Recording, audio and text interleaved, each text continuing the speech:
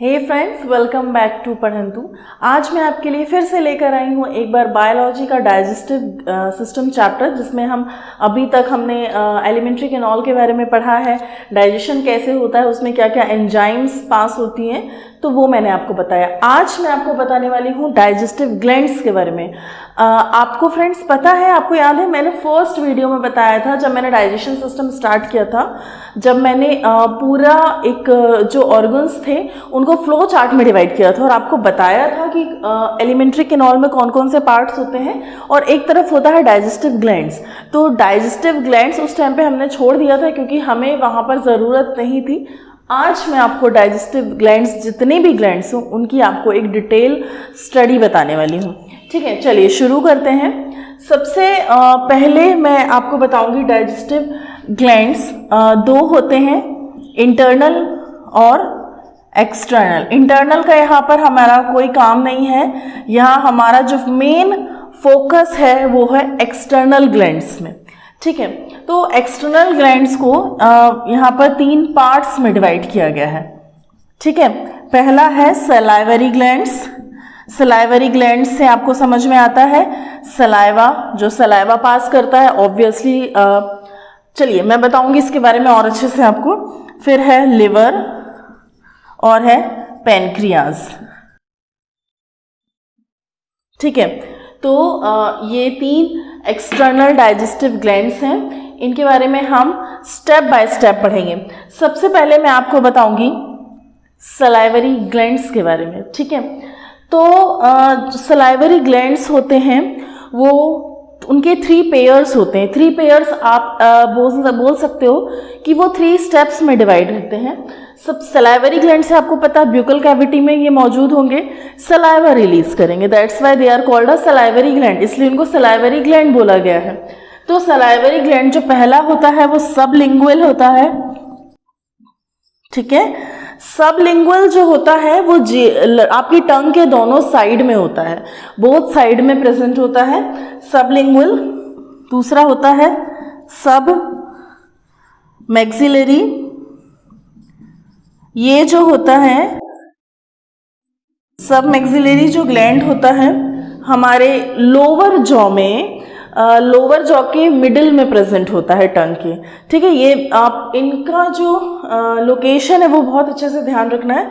चाहे तो आप यहाँ पर ब्रैकेट में लिख सकते हो बोथ साइड, और यहाँ पर आप लिख सकते हो लोअर जॉ में, मिडिल में, लोअर जॉ के मिडिल में प्रेजेंट होता है।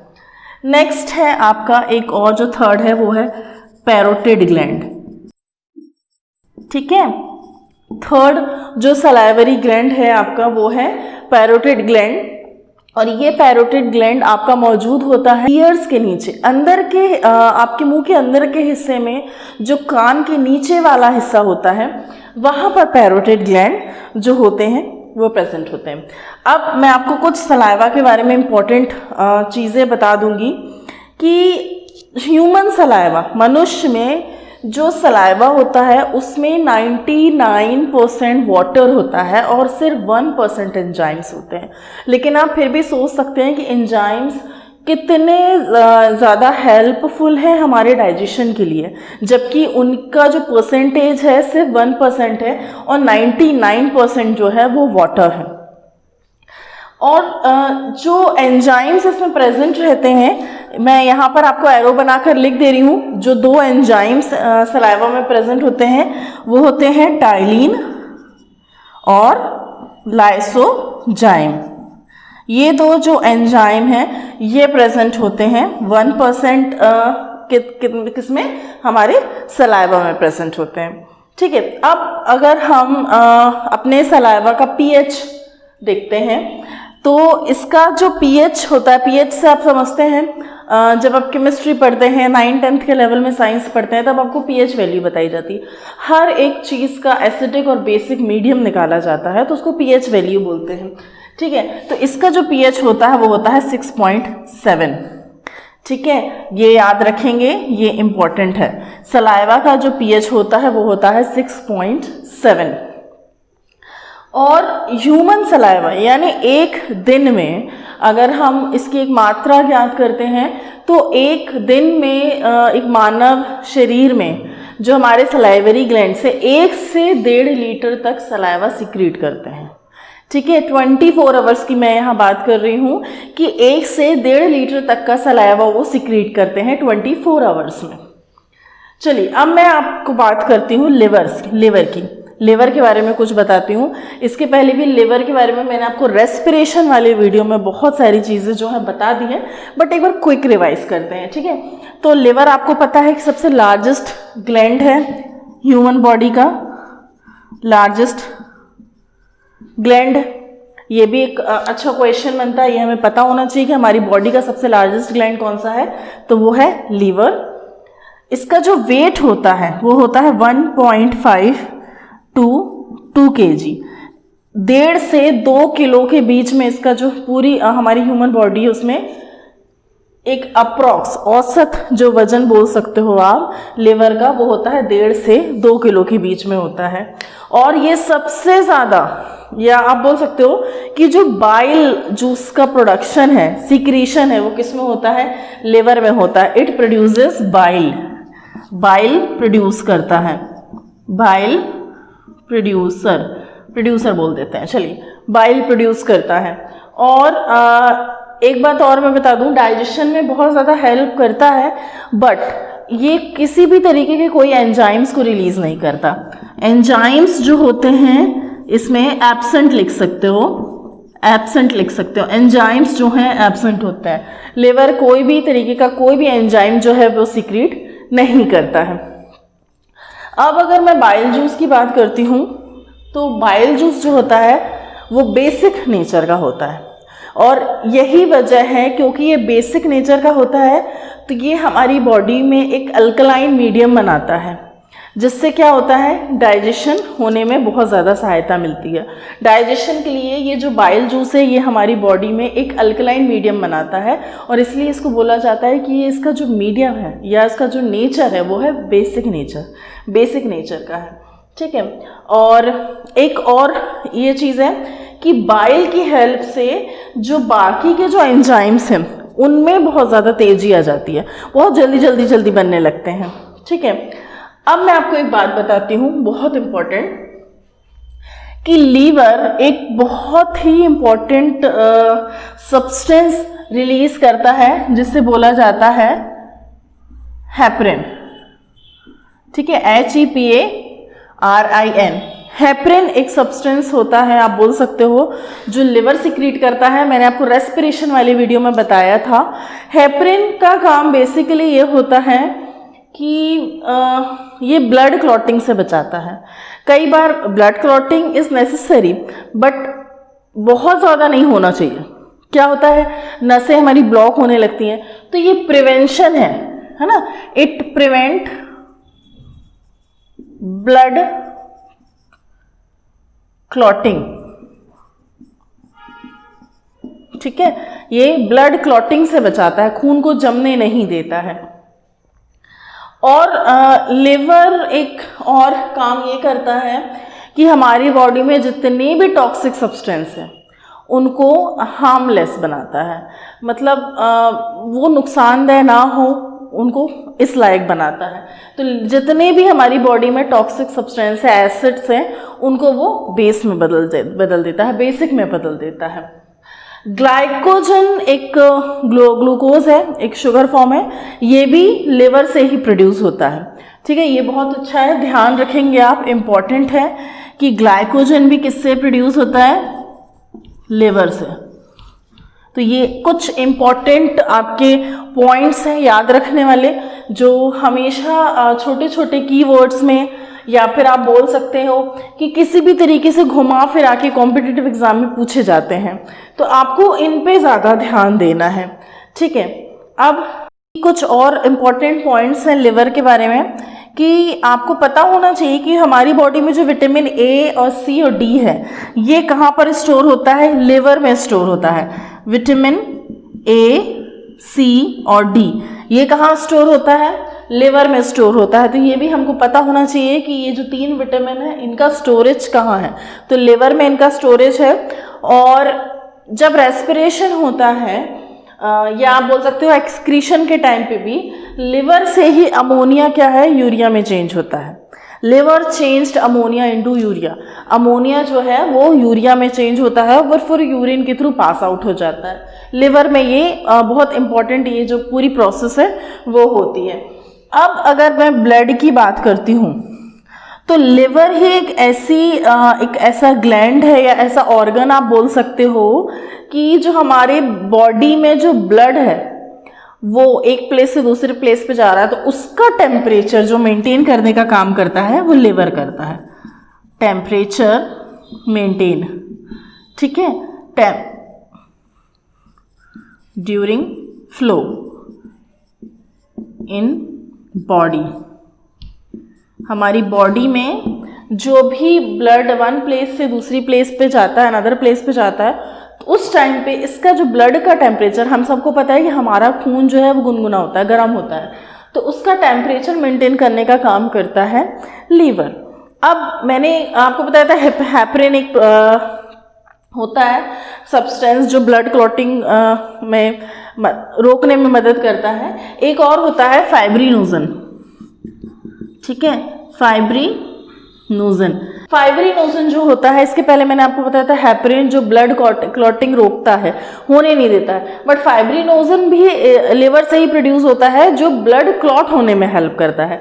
तो ये दोनों ही प्रोटीन जो होते हैं वो लिवर से फॉर्म होते हैं, लिवर से बनते हैं। तो यहाँ आपको बहुत अच्छे से याद रखना है, ये ब्लड क्लॉटिंग कराता है और हेपरिन क्या करता है, यहाँ मैं फिर से लिख देती हूँ, हेपरिन जो करता है, हेपरिन प्रिवेंट करता है, प्रिवेंटिंग ब्लड क्लॉटिंग, ठीक है। अगर हमारी बॉडी में बहुत ज़्यादा हेपरिन हो गया है तो ब्लड क्लॉट नहीं होगा, अगर हमारी बॉडी में बहुत ज़्यादा फाइब्रिनोजन हो गया है तो ब्लड क्लॉट होगा। तो ये डिफरेंस है, ये आपको यहाँ पर समझना है। अब ब्लड की अगर मैं बात कर रही हूँ तो मैं आपको एक चीज़ बता दूँ, जो आरबीसी है वो डेड होते हैं लिवर में। आरबीसी जो हैं, RBCs are dead in liver. Liver में आकर क्या होते हैं, आरबीसी डेड होते हैं। मैंने आपको रेस्पिरेशन में बताया था, अगर आपने वो वीडियो नहीं देखा है तो जाके ज़रूर एक बार चेक करिए, प्लेलिस्ट में आपको रेस्पिरेशन का वीडियो मिलेगा और वहाँ मैंने आपको लिवर का पूरा डिटेल फंक्शनिंग बताई है, ठीक है। अब मैं बात करती हूँ पैंक्रियास, हमारा जो नेक्स्ट ग्लैंड है पैंक्रियास, मैं उसकी बात करती हूँ। ये सेकेंड लार्जेस्ट ग्लैंड आप बोल सकते हो लिवर के बाद, it is the second largest gland in human body. ये ह्यूमन बॉडी का सेकेंड लार्जेस्ट ग्लैंड है और ये मिक्स्ड ग्लैंड आप बोल सकते हो इसे। क्यों? क्योंकि पैंक्रियास जो है पैंक्रियाटिक जूस सीक्रेट करता है, पैंक्रियाटिक जूस ये सीक्रेट करता है, जिसमें बहुत सारे क्या होते हैं, एंजाइम्स होते हैं, हैविंग एंजाइम्स जो हमारी डाइजेशन में हेल्प करते हैं। तो pancreas is the second largest gland in human body. It release pancreatic juice which is having enzymes, और एंजाइम्स क्या करते हैं, डाइजेशन में हेल्प करते हैं। चलिए तो मैं आपको बताती हूँ कि पैंक्रियाटिक जूस में कौन कौन से एंजाइम्स होते हैं। तो पहला जो एंजाइम होता है वो ट्रिप्सिनोजन होता है, ट्रिप्सिनोजन, ये भी आपको याद करना है। आपको पता होना चाहिए कि कौन कौन से एंजाइम्स होते हैं पैंक्रियाटिक जूस में। ट्रिप्सिनोजन होता है, काइमोट्रिप्सिनोजन होता है। फ्रेंड्स इसको आप बार बार पढ़कर लर्न करिए, क्योंकि ये थोड़ा सा प्रोनाउंसिएशन में भी डिफिकल्ट है, स्पेलिंग भी थोड़ी सी लेंदी है, तो ये आपको थोड़ा सा टाइम टेकिंग हो सकता है लर्न करना। नेक्स्ट अमाइलेज है, ये छोटा सा नाम है, ये आपको इजीली याद हो जाएगा। नेक्स्ट कार्बोक्सी पेप्टाइडेज है, कार्बोक्सी पेप्टाइडेज है। नेक्स्ट है लाइपेज। तो ये सारे 1 2 3 4 5 ये 5 एंजाइम्स जो हैं वो पैंक्रियाटिक जूस में होते हैं, जो हमारी डाइजेशन में हेल्प करते हैं। अब मैं आपको बता दूं कि जितने भी पैंक्रियाटिक जूस हैं it contain 98% of water and only 2% of salt and enzymes, यानी इन ये पूरे एंजाइम्स में 98% जो होता है वो होता है वाटर। 98% क्या होता है? वाटर, और 2% में होते हैं सॉल्ट्स और जो एंजाइम्स हैं जो डाइजेशन में हेल्प कर सकते हैं। आप सोच सकते हैं कि वाटर हमारी बॉडी में कितना बड़ा रोल प्ले करता है, इसलिए डाइजेशन के लिए बहुत इम्पॉर्टेंट चीज़ है कि आप पानी अच्छे से पिएं। अगर आप पानी अच्छे से नहीं पिएंगे तो आपका डाइजेशन अच्छे से नहीं होगा, क्योंकि आप देख सकते हैं कि आपकी बॉडी में जितने भी एंजाइम्स हैं लगभग सब में वाटर ही जो है वो मेन सब्सटेंस है, बाकी 1% या 2% ही उसमें एंजाइम्स होते हैं। मैं ये समझ रही हूँ, आपको भी पता है कि वो 1 और 2% ही सफिशिएंट है और उतने ही सफिशिएंट है डाइजेशन के लिए, but water plays important role. तो आपको ये ध्यान रखना है कि आपको सफिशिएंट पानी पीना है। अब क्योंकि इसका जो pH है वो 7.5 होता है, किसका? पैंक्रियाटिक जूस का। मैं यहाँ लिख देती हूँ, इसका जो pH है वो 7.5 होता है, ठीक है। और इसी वजह से ये भी क्या करता है, अल्कलाइन एक मीडियम प्रोवाइड कराता है हमारी बॉडी को, जिससे क्या हो सकता है, जो कार्बोहाइड्रेट और जो भी प्रोटीन्स उनके डाइजेशन में उनको मदद मिलती है, ठीक है। तो ये कुछ इम्पॉर्टेंट फैक्ट थे हमारे जितनी भी ग्लैंड्स हैं उनके बारे में। एक और मैं आपको बता दूं बात कि पैंक्रियाज का जो एक पार्ट होता है, ठीक है, वन पार्ट ऑफ पैंक्रियाज यानी एक पार्ट को बोला जाता है आइलेट्स ऑफ लैंगरहैंस। ये बहुत इंपॉर्टेंट है, इसको आप स्टार मार्क करके रख लीजिए। आइलेट्स ऑफ लैंगरहैंस बोला जाता है एक पार्ट के पैंक्रियाज को। तो ये हमेशा पूछा जाता है कि आइलेट्स ऑफ लैंगरहैंस किसको बोला जाता है, तो एक पार्ट पैंक्रियाज के एक पार्ट को बोला जाता है आइलेट्स ऑफ लैंगरहैंस, ठीक है। कुछ हार्मोन्स भी सीक्रेट होते हैं जैसे अल्फा, बीटा, गामा सेल्स। तो वो जो हार्मोन्स और जो सेल्स सीक्रेट होते हैं वो इस वाले पार्ट से होते हैं, पैंक्रियाज के आइलेट्स ऑफ लैंगरहैंस। इस पार्ट से कुछ हार्मोन्स या अल्फा, बीटा, गामा सेल्स जो हैं जो सीक्रेट होती हैं वो पैंक्रियाज के इस वाले हिस्से से होती हैं, आइलेट्स ऑफ लैंगरहैंस। तो ये आपको लर्न करना है, ठीक है। तो डाइजेशन के ये डाइजेशन का जो हमारा चैप्टर चल रहा था आज ये कंप्लीट हो गया है। हम यहीं तक पढ़ेंगे डाइजेशन का, जितना भी आपको ज़रूरी था डाइजेशन से रिलेटेड और जो भी अंदर की चीज़ें थी वो मैंने आपको सारी की सारी बताई हैं। इसके बाद मैं आपके लिए अगली वीडियो में फिर से लेकर आऊँगी बायोलॉजी का एक और नया चैप्टर। जब तक के लिए बने रहिए, stay tune and keep watching.